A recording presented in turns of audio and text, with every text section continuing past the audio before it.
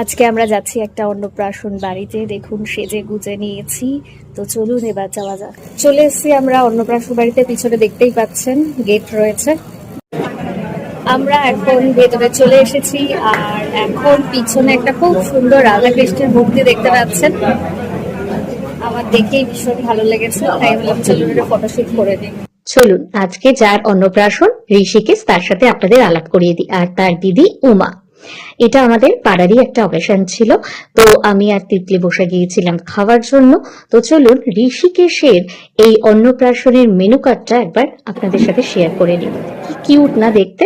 সবার প্রথমে ছিল ডিমের ডেভিল, অসাধারণ টেস্ট ছিল। স্যালাড আর সসের মাধ্যমে পরিবেশন করা হয়েছিল। তারপরে চলে এসেছে ঝুড়ো আলু ভাজা, আবার এত সুন্দর একটা শুকনো লঙ্কাও পেয়েছিলাম। আর সঙ্গে ছিল ডাল, ভেজ ডাল, দারুণ কিন্তু ছিল। তারপরে কাতলা কালিয়া ছিল, আর ছিল হচ্ছে মাটন। 4 পিস করে মাটন দেওয়া হয়েছিল বাটিতে করে, খুব সুন্দর করে।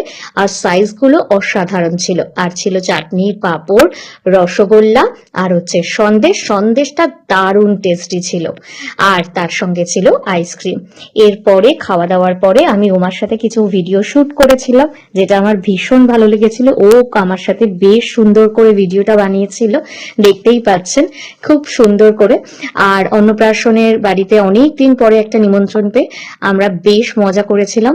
আর উমার সাথে আমার বেশ ভালো বন্ধুত্ব আছে, তো ওর সাথে আমি অনেকক্ষণ ফটোশুট করে তারপর ওকে নিচে দিয়ে এবার আমার বাড়ি যাওয়ার পালা। তো কেমন লাগলো ব্লগটা অবশ্যই কমেন্ট করে জানাতে ভুলবেন না। আজকের মতো টাটা।